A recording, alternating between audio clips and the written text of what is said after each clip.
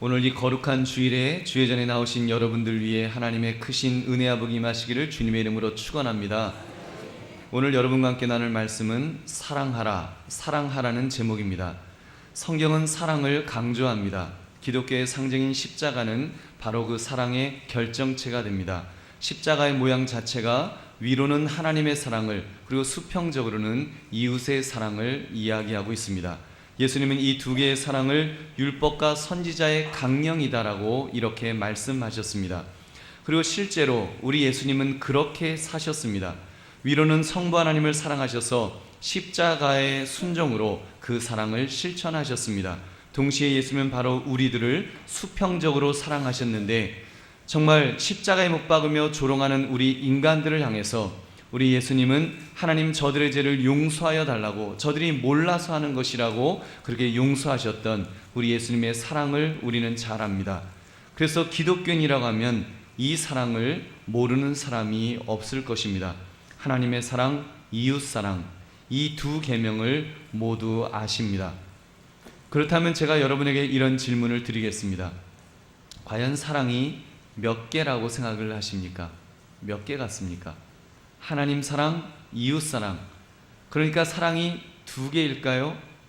이렇게 두 개 같이도 보입니다. 그래서인지 어떤 사람은 그런 말씀을 하세요. 나는 하나님은 분명히 굉장히 많이 사랑합니다. 그런데 이웃 사랑은 좀 잘 안 되는 것 같습니다. 그런 말을 하는 걸 보면 사랑이 두 개인 것 같습니다. 하나님은 확실하게 사랑하지만 이웃 사랑은 잘 못할 수도 있구나. 여러분, 맞습니까? 그렇지 않습니다. 여러분, 잘못된 대답입니다. 사랑을 잘못 이해하고 있는 것입니다. 사랑은 하나라고 말해도 과언이 아닐 것입니다. 왜냐하면 하나님을 사랑하는 사람은 이웃 사랑을 하게 되어 있기 때문입니다. 아니, 하나님 사랑은 이웃 사랑으로만이 표현될 수 있다는 것이 정확할 것입니다. 성경은 이 원리를 이렇게 말씀합니다. 요한일서 4장 20절 말씀. 누구든지 하나님을 사랑하노라 하고 그 형제를 미워하면 이는 거짓말하는 자니, 보는 바 그 형제를 사랑하지 아니하는 자는 보지 못하는 바 하나님을 사랑할 수 없느니라. 하나님을 사랑한다고 하면서 형제를 만약에 미워한다면 그것은 거짓말하는 자다, 이렇게 말씀합니다. 왜요? 눈에 보이는 형제도, 하나님의 형상을 가진 눈에 보이는 형제도 사랑하지 못하면서 보이지 않는 하나님을 사랑한다는 것은, 그것은 속이 들여다보이는 거짓말에 불과하다는 것입니다. 마태복음 25장을 보면 예수님께서 비유를 통해서 우리가 어떻게 예수님을 사랑하는지를 이렇게 말씀해 주셨습니다. 내가 배고플 때 먹을 것을 주어서 너무 고맙다. 내가 목마를 때 마실 것을 주어서 정말로 고맙구나. 내가 헐벗었을 때 나에게 이렇게 입을 옷을 주어서 너무 고맙다. 내가 아플 때 나에게 병문안을 놨고, 내가 감옥에 갇혔을 때 너희가 이렇게 나에게 위문을 놨구나. 정말 이렇게 면회를 온 그것이 너무 고맙다. 여러분, 놀라운 일 아닙니까? 예수님에게 먹을 것을 드리고 마실 것을 드리고 옷을 입혀드리고 돌봐드리고 면회를 하고, 여러분, 이런 일들이 얼마나 영광스러운 행동입니까? 우리가 정말로 예수님이 내 앞에 계신다면 여러분, 우리가 이 일을 안 하겠냐는 말입니다. 그렇게 예수님을 직접적으로 대접할 수 있었다니 너무 부럽지 않으신지요? 그런데 이 칭찬을 듣는 당사자들은 깜짝 놀라서 이렇게 반응을 한다는 것입니다. 예수님, 나는 내 평생에 예수님을 단 한 번도 뵌 적이 없는데, 단 한순간도 예수님을 뵌 적이 없었는데 예수님 뭔가 오해하고 계시는 것 아닙니까? 제가 예수님에게 언제 그런 대접을 한 적이 있습니까? 그때 예수님께서 마태복음 25장 40절에서 이렇게 말씀하셨습니다.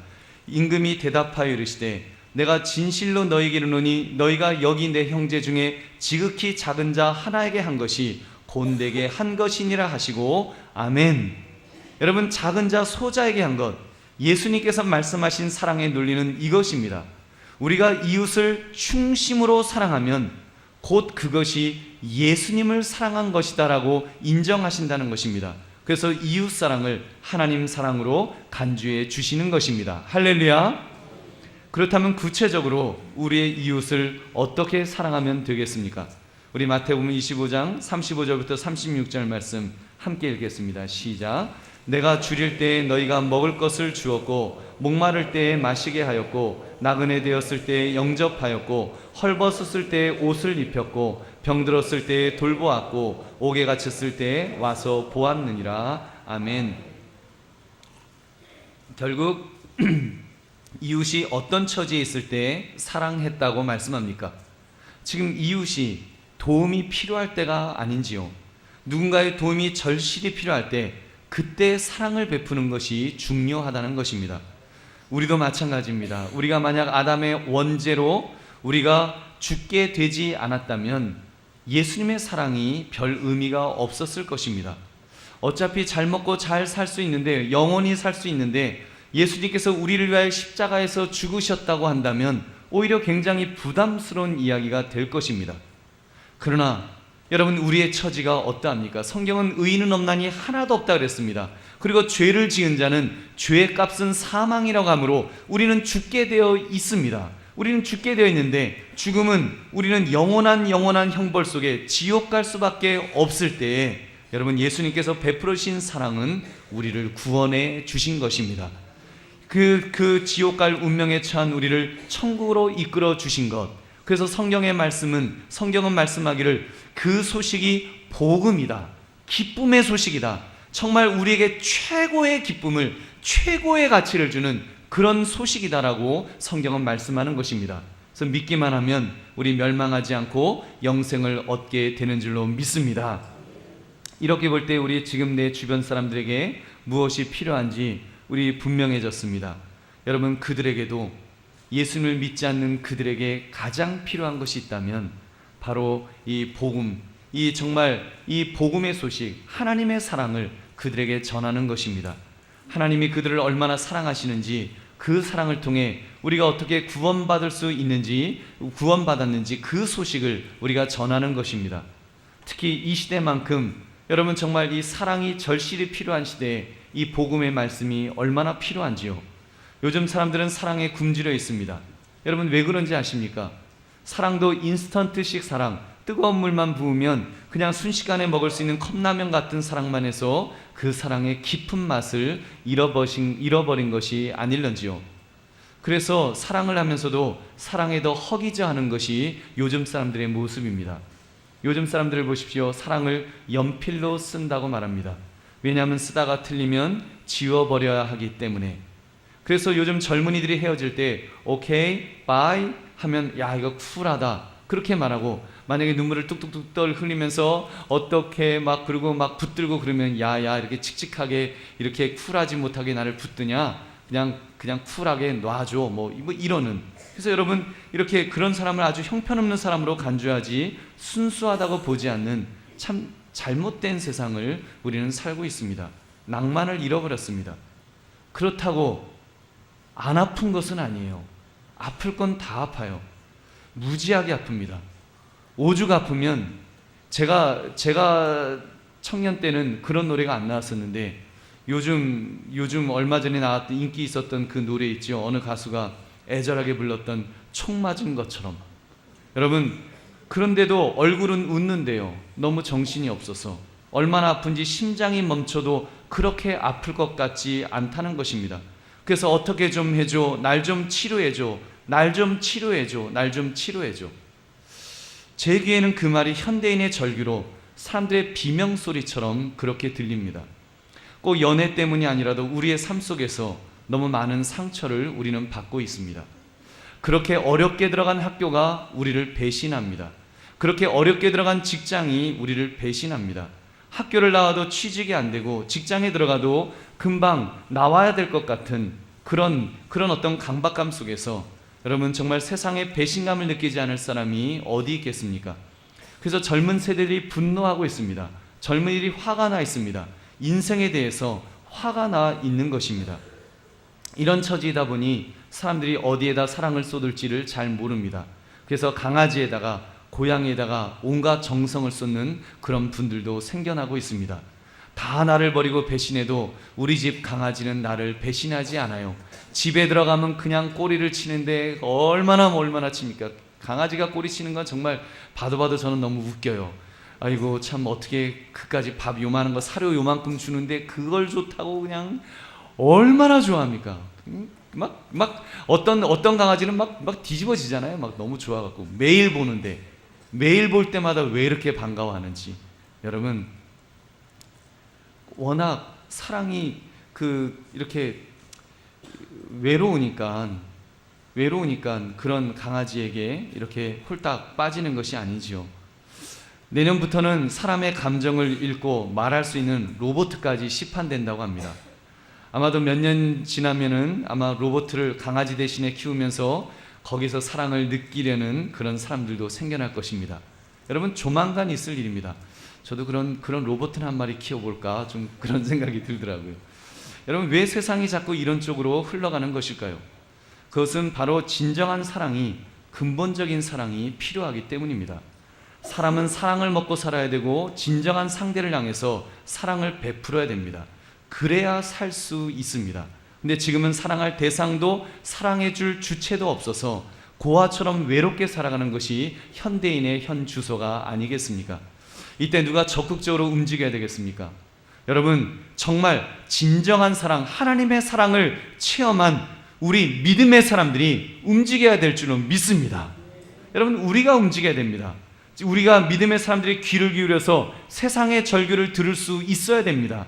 심장이 멈춰도 이렇게 아플 것 같지 않아. 어떻게 좀 해줘. 날 좀 치료해줘. 총 맞은 것처럼 정말 가슴이 아프다고 외치는 그 세상 사람들의 소리를 우리는 들어야 되는 것입니다. 이 절규가 여러분 들리시는지요? 지금 우리의 이웃이 이러한 외침 속에서 진정한 사랑을 원하고 있습니다. 하나님의 사랑을, 아들을 십자가에서 죽이시기까지 사랑하신 그 끈적끈적한 진짜 사랑을 그 영혼 깊은 곳에서는 찾고 있다는 것을 우리는 분명히 알아야 합니다. 여러분 전도는 그 사랑을 실천하는 것입니다. 그런데 오늘날의 전도 여러분 어떻게 되었습니까? 우리가 진짜 전도는 하는 것이 맞는지요? 진짜 사랑, 하나님의 사랑이 빠져버린 어떤 좀 껍데기뿐인 전도를 우리가 하려고 하고 있지 않는지 한번 질문해 볼 때라고 생각합니다. 저는 어제 뉴스엔조이라는 신문에서 전도에 대한 글 하나를 읽다가 너무 놀랐습니다. 어느 여자 집사님이 쓴 글이었습니다. 그 글은 전도를 가장한 지저분한 거래, 이런 제목이었습니다. 전도를 가장한 지저분한 거래, 이런 내용입니다. 기독교인들이 참 치사하게 전도를 하려 한다는 것입니다.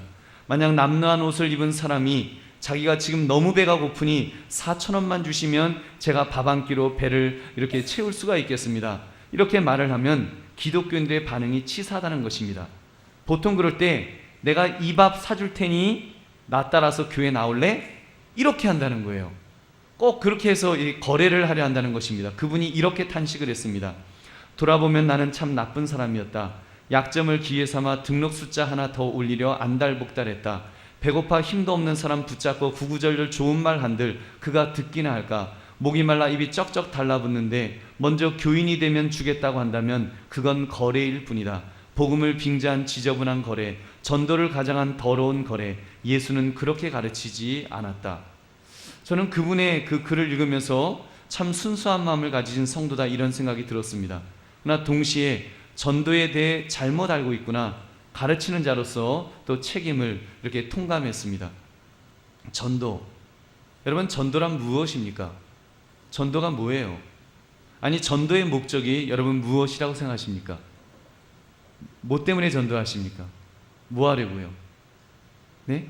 일부 예배 때는 대답을 하시는데 아마 속으로 막 들리는데 영혼 구원 뭐 그런 거죠? 맞죠? 네. 여러분 맞아요. 영혼 구원 그 대답이 맞습니다. 아마 이렇게 대답하신 분들은 전도를 해야겠다 또는 내가 VIP 태신자를 작정해야겠다 아마 작정하신 분들이 대부분일 것입니다. 그런데 여러분 중에 혹시 조금 전 글을 제가 읽어드린 것처럼 전도에 대해 오해하는 분은 안 계실런지요?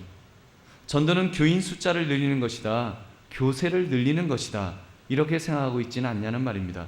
그저 교회 몸집을 불리는데 머리 숫자가 필요해서 전도를 강요하고 있다. 교회가 전도를 강요하고 있다. 그리고 성도들은 거기에 그냥 이렇게 놀아나고 있다. 뭐 이렇게 만약에 오해를 한다면 얼마나 무서운 오해입니까?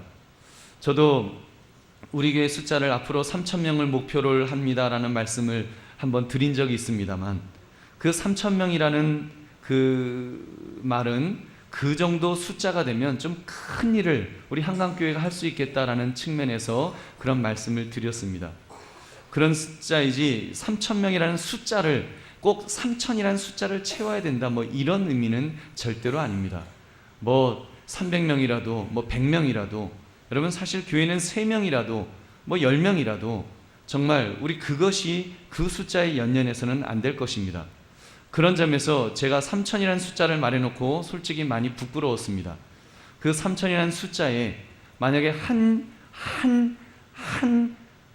영혼에 대한, 정말 한 영혼에 대한 만약에 사랑을 잃어버리고 있다면, 그것보다는 그냥 숫자에 내가 몇 명을 채워야 되겠다는 그 숫자에 있다면, 여러분 하나님이 기뻐하시지 않는, 인정하시지 않는 그런 숫자가 될 것입니다.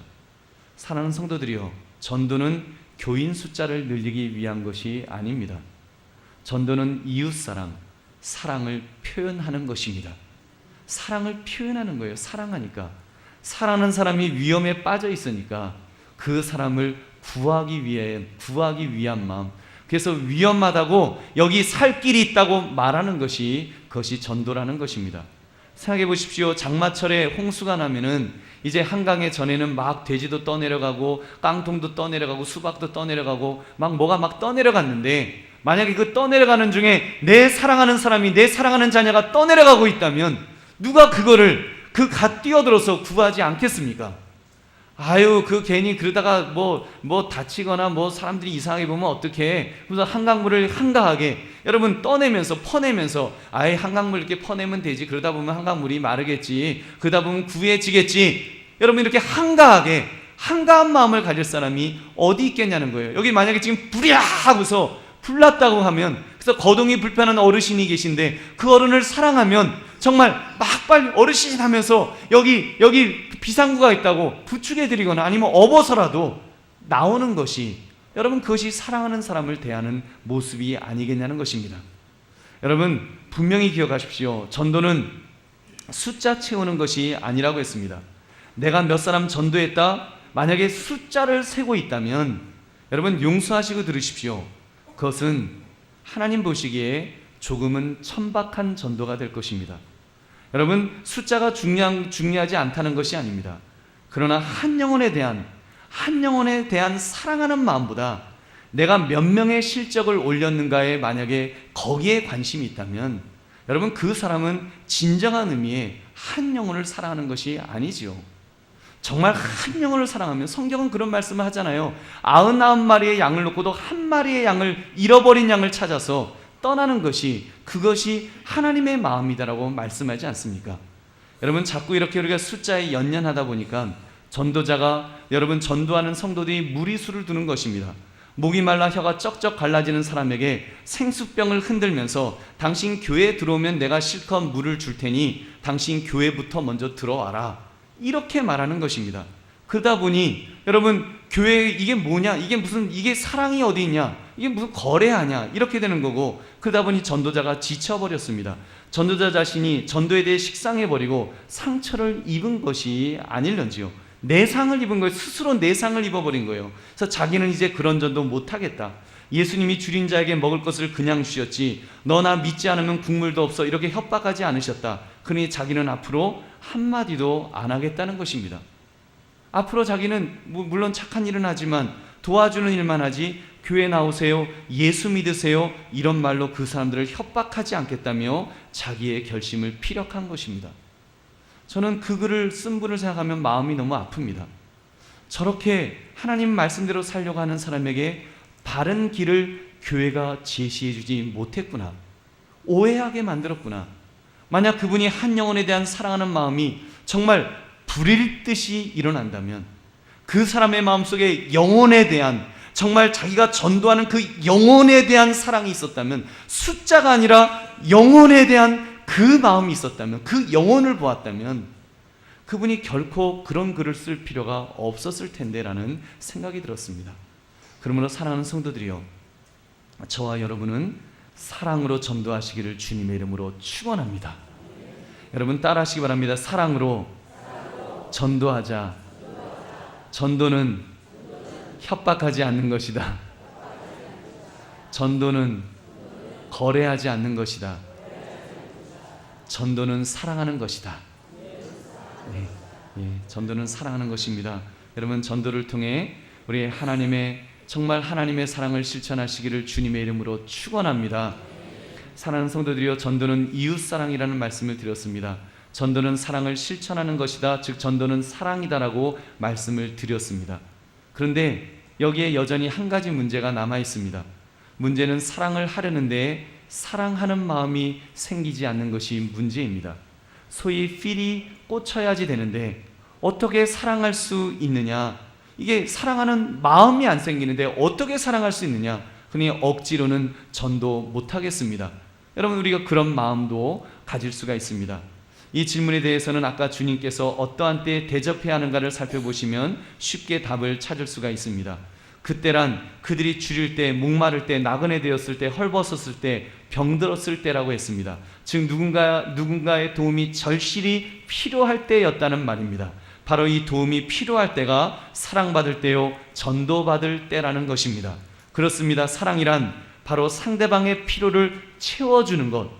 진짜 사랑은 상대방의 필요를 채워주는 것입니다. 사랑이 필요를 채워주는 것이라고 할 때 전도에 대한 시각이 달라지지 않겠습니까? 나는 사랑하는 느낌이 없어요 라는 말이 안 나올 것입니다. 아마도 여러분 중에는 많은 분들이 그런 마음이 있을 거예요. 전도가 사랑이라고요? 사랑이 느껴져야 사랑을 하지요. 사랑이 느껴지지 않는데 내가 어떻게 전도를 합니까? 그런데 여러분, 우리 주님께서 우리를 사랑하실 때 어떻게 사랑하시는지를 보면은 우리가 그 답을 찾을 수가 있습니다. 여러분, 우리 주님께서 우리를 보시면서 I love you 하면서 야, 너희 정말 어쩌면 그렇게 사랑스럽니? 어쩌면 그렇게 사랑스럽게 행동을 하니? 난 사랑하지 않을 수가 없어 하면서 우리 주님께서 우리를 사랑하셨을까요? 저는 아니라고 봅니다. 여러분, 예수님 믿기 전에 우리의 모습이, 우리의 얼굴이 과연 그렇게 사랑스러웠을까요? 아니에요. 여러분, 우리 얼굴 굉장히 밉살스러웠습니다. 얼마나 밉살스러웠는가 하면 하나님과 원수되었다 그랬습니다. 하나님과 원수되었단 말은 예수님과 원수되었다는 것입니다. 예수님을 조롱하고 십자가에 못 박으면서 조롱하는 자들이 우리였습니다. 우리가 어떻게 사랑스러울 수 있어요? 우리는 사랑스럽지 않았습니다. 우리는 정말 끔찍한 모습이었음에도 불구하고 우리에게는 필요가 있었어요. 우리는 그냥 놔두면 죽을 수밖에 없었습니다. 지옥 갈 수밖에 없었습니다. 저주받을 뿐이 없었습니다. 하나님의 사랑이 절실하게 필요했던 것이 바로 우리였다는 것입니다.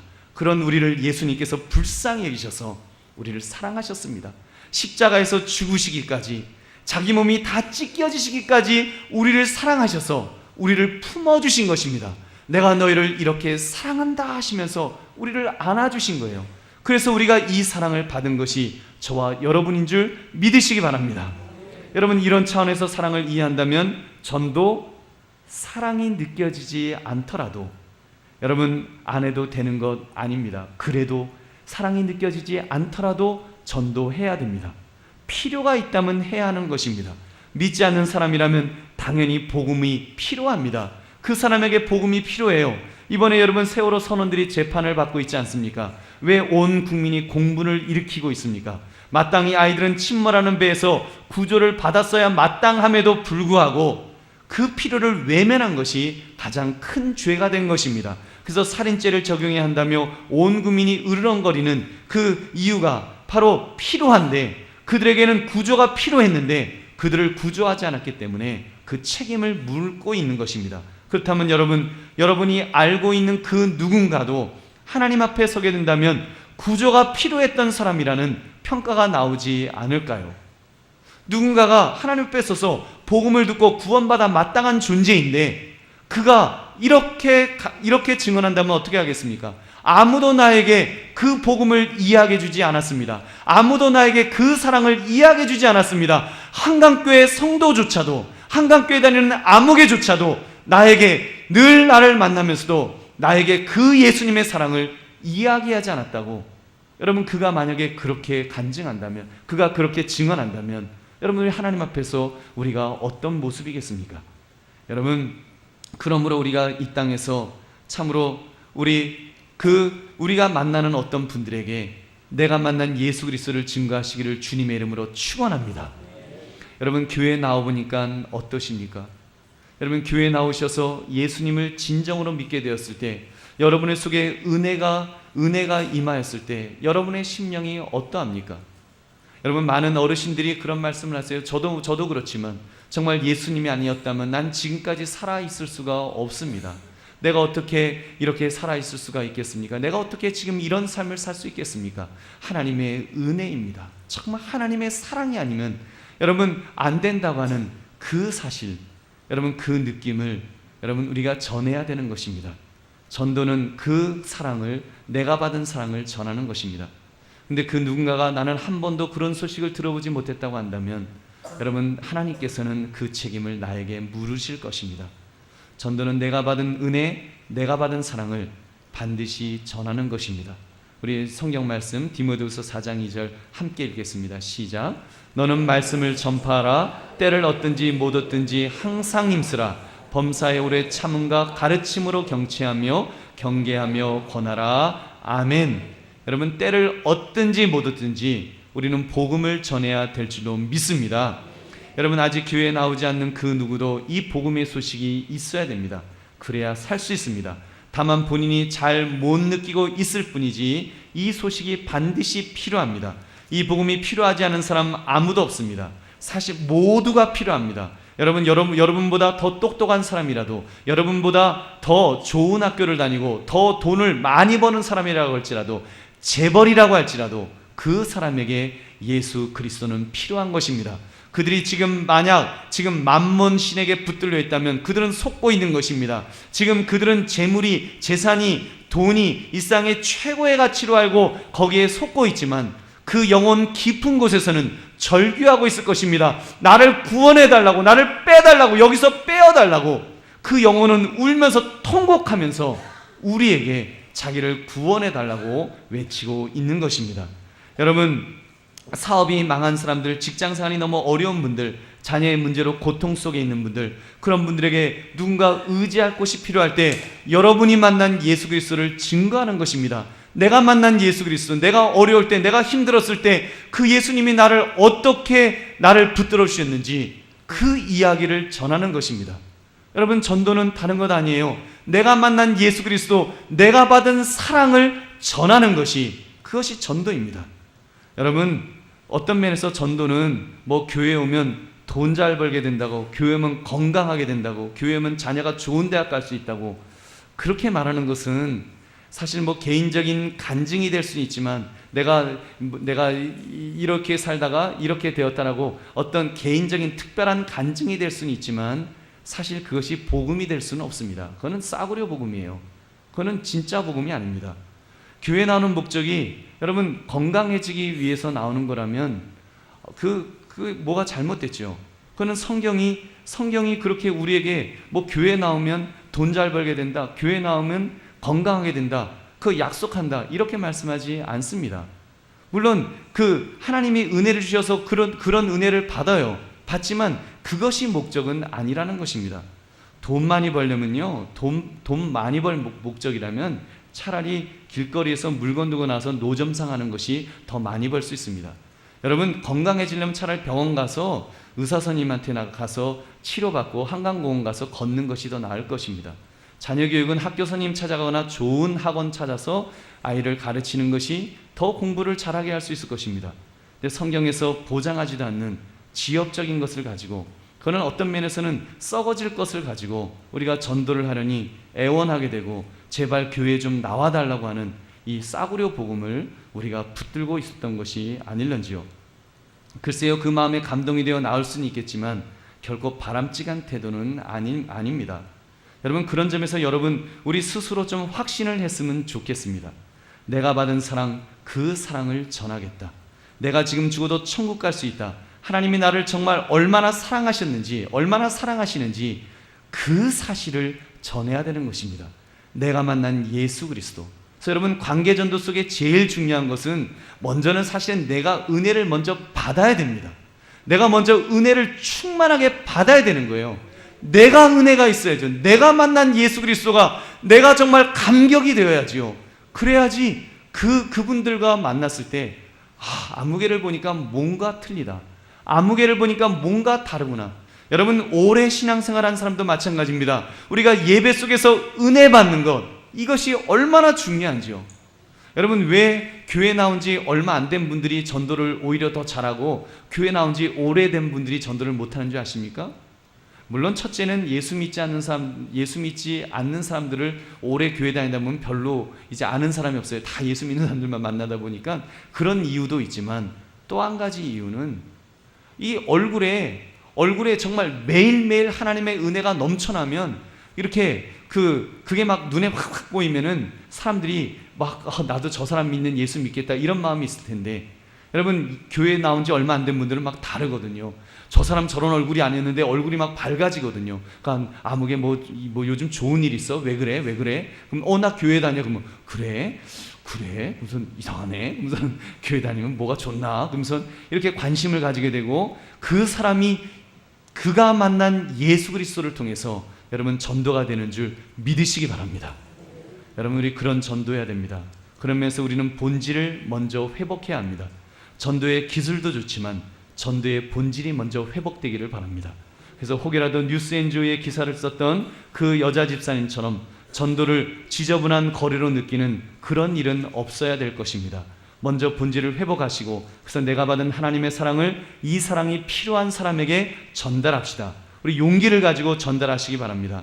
여러분, 우리가 오늘 이렇게 정말 오늘 말씀을 통해서 하나님, 내가 은혜가 체험되고 은혜가 회복되고, 그래서 내가 만난 예수 그리스도를 증거할 수 있도록 내가 받은 사랑을 가지고 정말 한 영혼을 사랑하는 마음으로 그렇게 사람을 품을 수 있도록 해달라고 기도하시는 저와 여러분 되시기를 주님의 이름으로 축원합니다. 여러분, 이번에 우리 한영원 사랑 축제를 지금 하면서 우리가 준비하면서 지금 이렇게 두 번째 우리 작정의 시간을 가집니다. 이번에 몇 명을 작정하겠다 숫자로 정해놓은 것 없습니다. 흔히 숫자에 여러분 부담 가질 필요 없습니다. 그러나 그 한 영혼, 여러분이 부담감을 가지고 그 이름을 적고 그 이름을 불러가며 기도해야 될 그 사람의 이름을 여러분 적는 것은 굉장히 중요합니다. 여러분, 그 사람의 이름을 적는 것과 적지 않을 때는 그 전과 후는 완전히 다릅니다. 적은 다음에 그 사람을 대하는 여러분의 태도가 달라질 것입니다. 여러분의 삶의 태도가 달라질 것입니다. 내가 그 사람의 이름을 적었는데, 하나님, 내가 그 사람을 어떻게 전도할 수 있겠습니까? 내 모습이 먼저 은혜가 있어야 되는데, 내가 그에게 예수 그리스도의 사랑을 증거해야 되는데, 하나님, 내 안에 그 사랑이 회복하게 해달라고 기도하는 자로 바뀌게 될 줄로 믿습니다. 여러분, 그러면서 정말 내가 좀 더 적극적으로, 좀 더 전투적으로 내가 먼저 은혜를 사모하게 될 것입니다. 그래서 담대하게 그에게 복음을 전하겠다 하는 마음을 가지게 될 거라는 것입니다. 그리고 적어도 우리가 하나님 앞에서 그런 고백은 할 수 있어야 되지 않겠습니까? 내가 아무개를 품었습니다. 내가 아무개를 위하여 기도했습니다. 우리가 그 고백은 해야 되지 않겠습니까? 여러분, 몇 명이 전도되어 오는 것, 그것은 우리 하나님 앞에 맡겨드립시다. 그거는 우리가 사실은 우리의 능력으로 할 수 있는 일이 아닙니다. 우리는 작정하고 기도하고 그리고 전할 뿐입니다. 하나님께서 원하시면 우리가 작정한 것보다 더 많은 영혼도 보내주실 수 있는 줄로 믿습니다. 여러분께서 단 한 영혼이라도, 아니 한 영혼도 못 온다고 할지라도, 여러분, 우리가 그를 위해서 기도해 줌을 통해서 기도가 쌓여서 하나님께서 그 사람을 어느 때 다른 사람을 통해서라도 그 사람이 전도될 수 있다면, 여러분, 하나님은 우리가 그 영혼을 작정한 전도를 기뻐 받으실 줄로 믿습니다. 그런 면에서 우리는 작정하고 전도해야 됩니다. 여러분, 작정하는 마음부터 우리 먼저 가질 수 있기를 바랍니다. 그래서 내가 받은 사랑을 전합시다. 제가 칼럼에 소개했던 이 사랑에 관한 시를 우리 읽어드리겠습니다. 사랑은 감정의 표현도 아니요 느낌의 말도 아니지요. 오히려 사랑은 지성적 언어요 의지나 뜻의 구사요 행동적 묘사이지요. 사랑은 행함입니다. 사랑은 관계들을 수립하고, 사랑은 관계들을 유지하며, 사랑은 관계들을 성취하며, 사랑은 관계들을 주도하지요. 사랑은 필요를 충족케 하는 것이니까요. 말씀을 맺습니다. 사랑하는 성도님들, 우리 한영원 사랑 축제 우리 VIP 태신자를 재작정하려고 하는데 여러분 마음에 많이 부담이 있으실 것입니다. 나는 사랑하는 마음도 별로 느껴지질 않는데 나보고 왜 자꾸 나보고 전도하라고 하고 나보고 자꾸 뭐 이름을 적으라고 하느냐, 부담된다, 그런 마음을 가지실 것입니다. 여러분, 우리가 사랑은 정말 느낌이 아니라 사랑은 행동적 묘사라는 것을 깨달으면서 우리가 그의 이름을 적어봅시다. 하나님 앞에 그 이름을 올려드리고 기도합시다. 그럼 여러분 그 속에서 여러분 내가 그 이름을 적은 이후부터는 하나님께서 역사하실 것입니다. 관계를 수립하실 것입니다. 관계를 유지시켜 주실 것입니다. 관계를 성취하시고 관계를 주도할 수 있도록 하나님께서 우리에게 힘과 능력을 부어 주실 것입니다. 여러분 그 속에서 우리가 힘을 내셔서 우리 그 영혼이 하나님께 돌아오는 그날까지 정말 그 한 영혼을 바라보면서 우리가 눈물을 흘려 그 영혼을 사랑하는 마음으로 품고 기도하시며 전도하시는 저와 여러분 되시기를 주님의 이름으로 축원합니다. 우리 함께 기도하겠습니다.